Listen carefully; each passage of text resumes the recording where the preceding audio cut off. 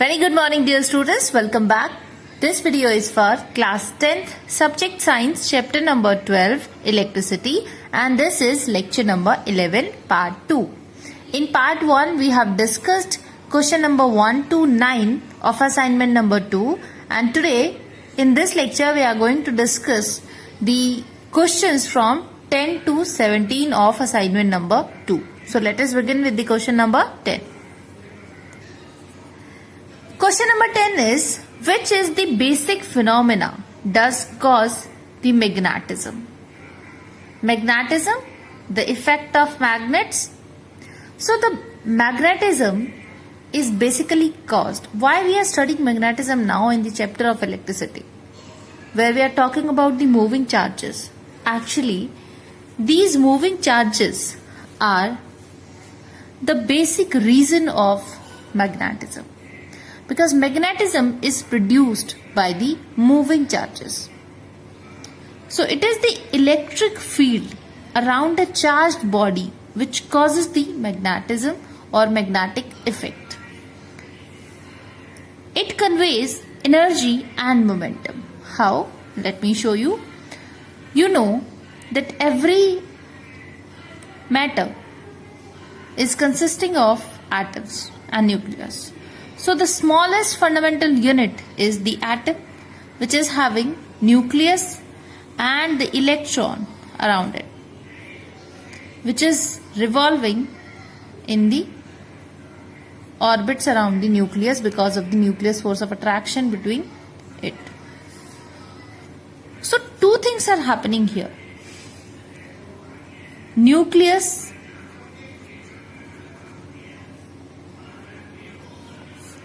is rotating, or you can say spinning around itself. So if this is nucleus, then it is spinning around itself.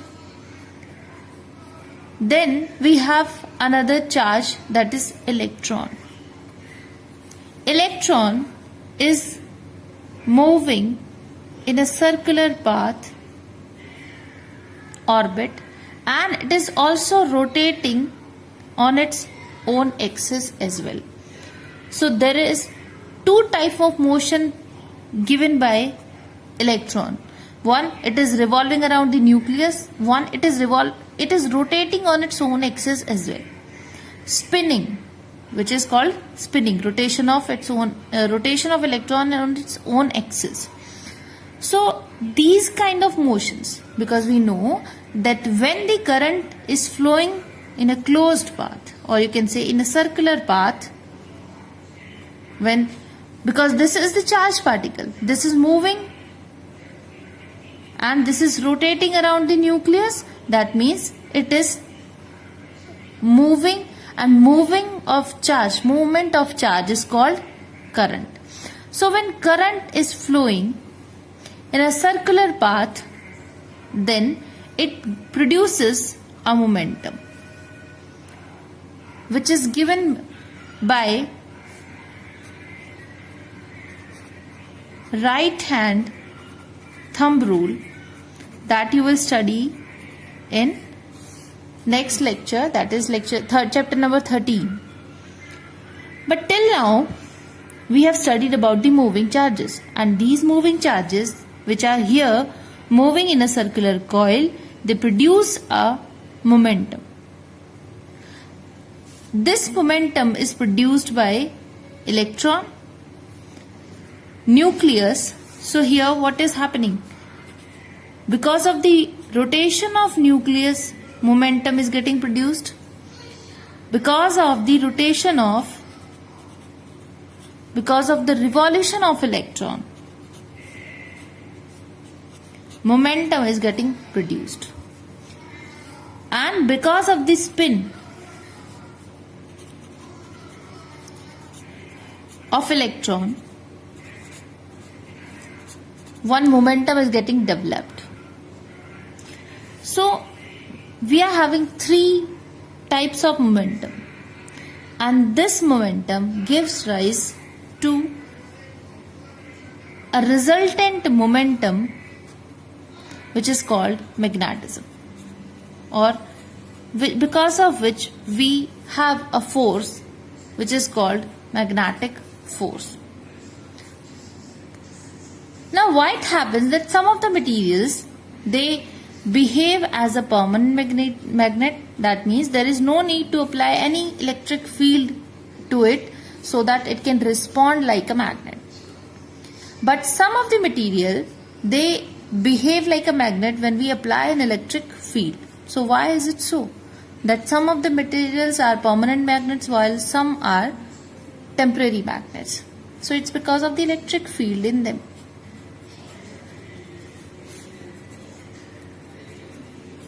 Because what happens? Inside a material,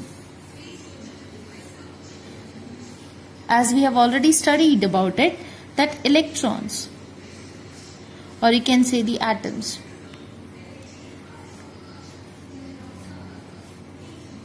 I'm just showing you the electrons, but you have to understand that the material is made up of atoms, and atoms having a momentum which we got the resultant force as magnetic force. So in case of a material, when this resultant force is in a particular direction, that it is aligned in a particular direction. So if I am giving it shape of atom,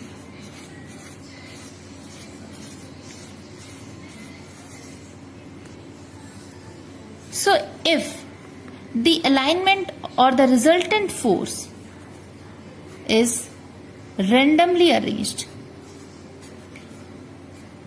or they are in the random directions, then this material will not behave as a permanent magnet, or it will not behave as a magnet in this way.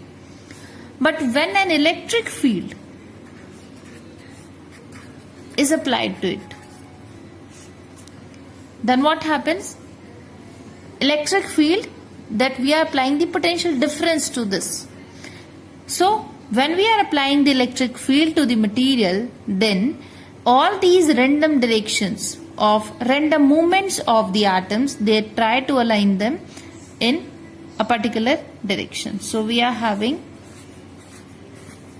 the materials now,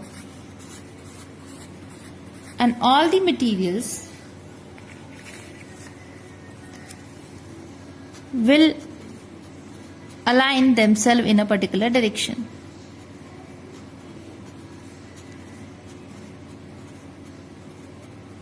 So this is what?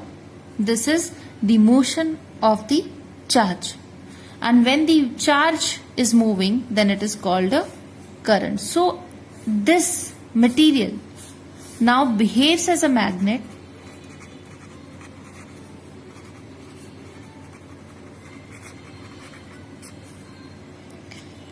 so this is not a permanent magnet, but when we apply electric field, it becomes magnet. It shows the magnetic effects. While some of the materials, they have the moment or the magnetic moment in a particular direction originally. So that material is called permanent magnet. It behaves as a permanent magnet, or it will show the magnetic effects even without the help of electric field. So basically, what is the reason of production of magnetism? It is the charge,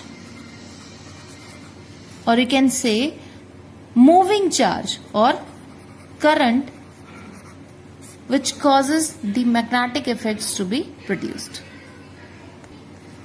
Question number 11 is, what are magnetic field lines? Do they intersect each other?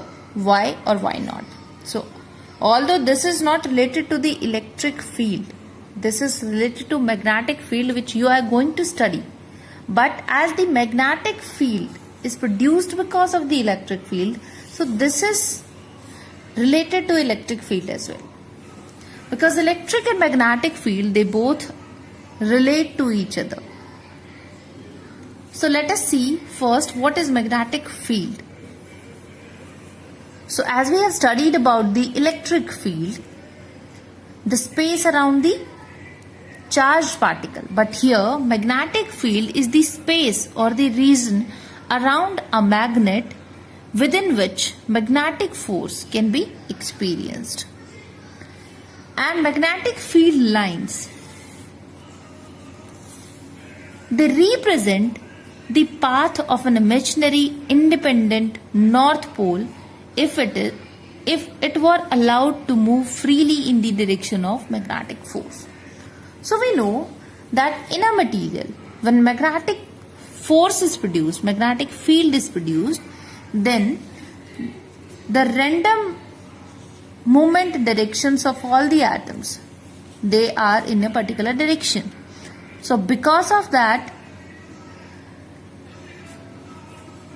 let us talk about the magnet so that we can understand this concept.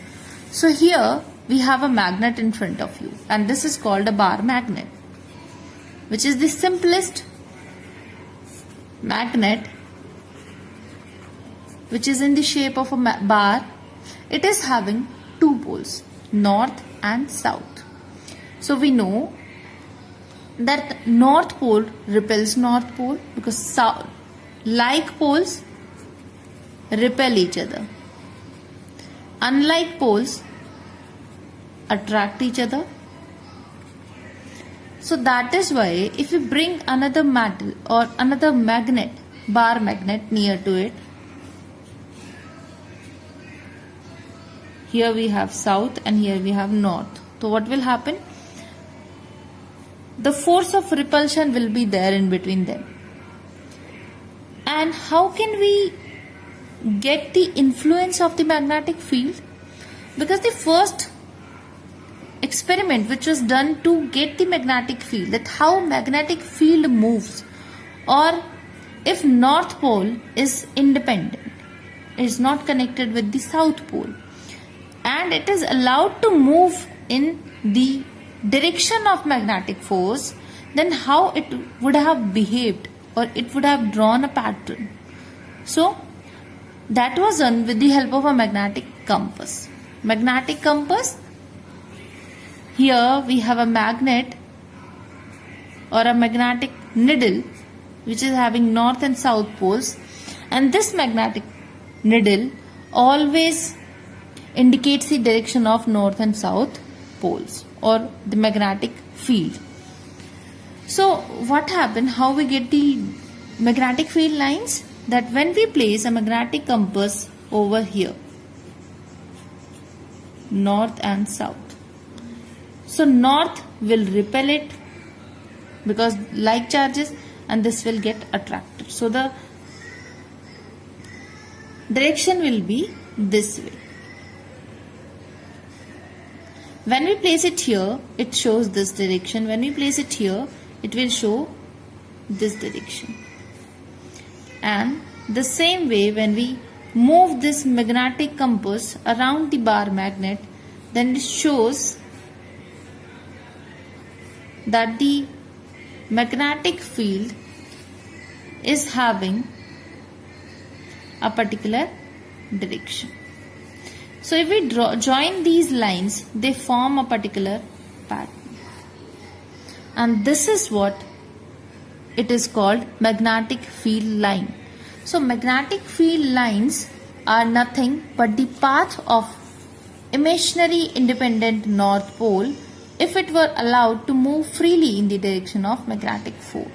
So this is the path that north pole would have taken if it is allowed to move freely in the direction of magnetic force. So this is from north to south is the direction of magnetic force.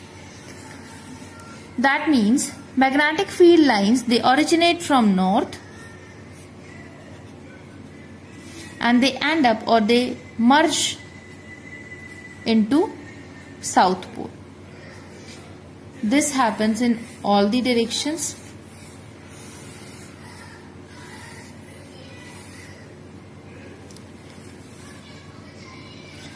Now, it has been asked that whether magnetic field lines intersect with each other or not. So, magnetic field lines do not intersect. with each other.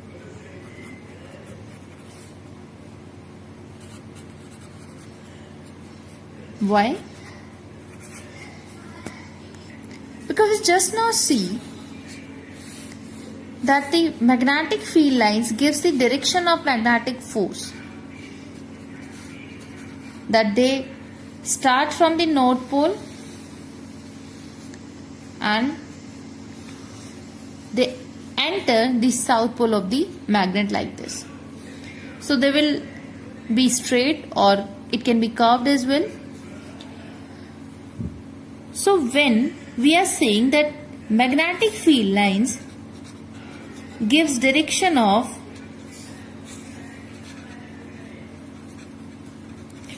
magnetic force or field. How?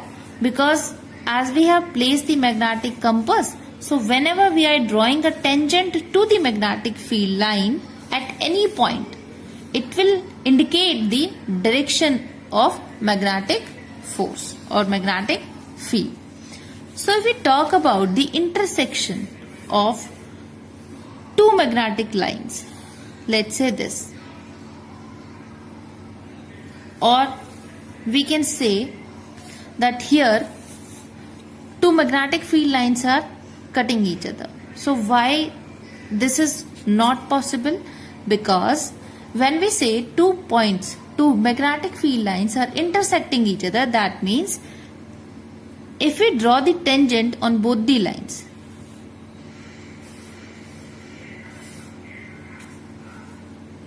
then this is giving us two directions of magnetic field, which is not possible for the same magnet.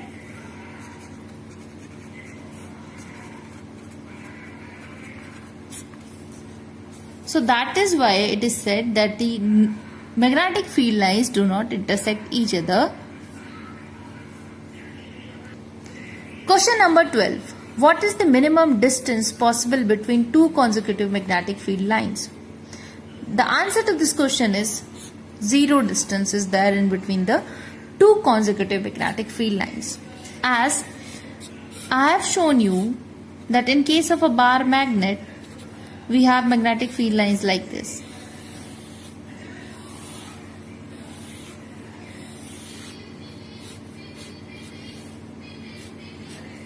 These are only the few magnetic lines that we have shown to you. But actually, this is a continuous locus. That means when magnetic field lines are produced, then a large number of magnetic field lines are there. And only a few we are showing to you. So when we talk about the two consecutive magnetic field lines, so the distance between them is 0. Until now, no one has identified the real distance in a space. So that is why the space between two consecutive magnetic field lines is 0. Question number 13 is explain a watt. So what we know that this is the SI unit of power, or we can also call it as energy per unit time. It can also be defined as the rate of consumption of energy in an electric circuit, given by P, where P is the power, is equal to potential difference into current.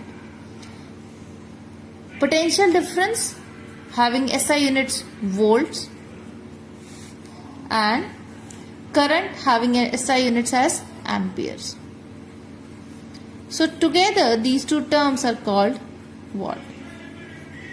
Or you can say that this is the amount of energy which is consumed or dissipated in an electric circuit when 1 volt potential difference is applied across the ends of the conductor and 1 ampere current is flowing in the conductor. Then the energy consumed or dissipated will be 1 watt. Part B is explain the term joule. So we know joule is the standard unit of work and energy both, or you can say that this is the amount of energy exerted when a force of 1 Newton is applied over one displacement of 1 meter. Because this is the work done. So work done is force into displacement. That we have studied in our 9th class as well. So this is the amount of energy or amount of work done when 1 Newton force is applied over a displacement of 1 meter. Then the energy or the work done will be 1 joule. Part 3 is, or you can say part C is calorie. Calorie is basically a unit which is used to indicate the amount of heat energy or generally the food energy, the energy that food contains. So in nutrition, calorie is generally used, or we can also say it as the amount of energy required to raise the temperature of 1 gram of water by 1 degree Celsius is called 1 small calorie. Because only 1 gram of water is talked about, but when the amount of energy required to raise the temperature of 1 kilogram of water by 1 degree Celsius, then that calorie or that amount of energy will be called as large calorie. 1 calorie is equal to 4.19 joules. Then our next question is, how many units are consumed by an 100 watt bulb in 10 hours? So we have been provided in the question power, that is 100 watt, timing 10 hours. As it is given in watts, so we have to convert it in seconds. So when 10 hours are converted into seconds, it becomes 36,000 seconds. And we have to find the electrical energy consumed. So we know electrical energy is equal to power into time. So power is 100 watt, time is 36,000 seconds. So it becomes this much. And this is what?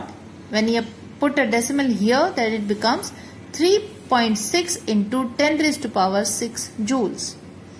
And this is equal to 1 kilowatt hour. So 1 kilowatt hour energy is consumed when a bulb of 100 watt rating is used for 10 hours.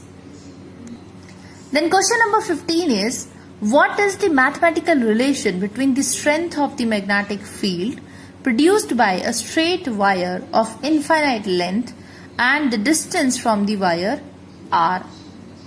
So till now you have not studied about the magnetic field. Magnetic field is given by the word capital B, magnetic field strength actually. So till now we have seen the magnetic field lines. So when we have drawn the magnetic field lines, so we have seen that they exit from the north pole and they enter into the south pole of the bar magnet. So what happens? You are able to see it here that near the poles of the magnet, the strength of the magnetic field lines is higher. So the magnetic field will be stronger near the poles. But as they move from north to south, the distance between them is increased this way. That means when the distance between them increases, then the strength decreases. So we can say that the strength of magnetic field, which is given by the capital alphabet B, is inversely proportional to the distance. That means as we go further from the conducting wire, as we go far away from the conducting wire, then the magnetic field strength decreases. So this is the mathematical relation between the magnetic field strength which is produced in a straight wire. So because of the flow of the current in that wire, magnetic field produces around it, and as we go away from the magnetic wire, or you can say we have a wire, it is an electric circuit. I am not drawing the complete circuit here, but here I current is flowing. So around this magnetic effect will be produced. Magnetic field lines will be generated. So the magnetic field strength will be very less when we are very far from the conducting wire. That means magnetic field strength is inversely proportional to the distance from the wire. Question number 16 is write the symbols for the following. So the first is electric bulb, and the symbol for electric bulb is this. Resistor, it is only as the resistor. So the conducting wire with a zigzag line is called resistor. It is fixed resistor. Then third is a wire joint. So wire joint is shown with this symbol. Then a battery. As we know that battery is a combination of two or more cells, where cell is one bigger line, one smaller line. Bigger line is positive, smaller line is negative. So when two or more cells are combined, one battery is formed. So this is the symbol of battery. Here number of cells can be increased. Then capacitor. Capacitor is a device which works on the electric field, and its symbol is two lines but of equal length. Question number 17 is Ohm's law applicable to the semiconductors? Under what condition this law is not followed? So yes, of course, that Ohm's law is applicable to the semiconductors as well, but as we have studied that Ohm's law is given by the formula V is equal to IR, which is followed by the metals. But at higher temperatures, even metals do not follow the Ohm's law, because at higher temperatures the resistance increases independently. So in that case, Ohm's law is not obeyed, or you can say voltage and current are not increasing in linear proportion. So yes, Ohm's law is obeyed and it is applicable to the semiconductors as well, but it is obeyed when there is a low electric field, and that low electric field can have a value equal or less than 10 raised to power 6 volts per meter. So this is the amount of electric field that can be there. If it is the limit, then the semiconducting material will follow the Ohm's law, or it is obeyed. That means the VI graph will have a linear increase or linear line showing the value of resistor. But beyond this, the current becomes independent of the applied field as the resistance increases very high.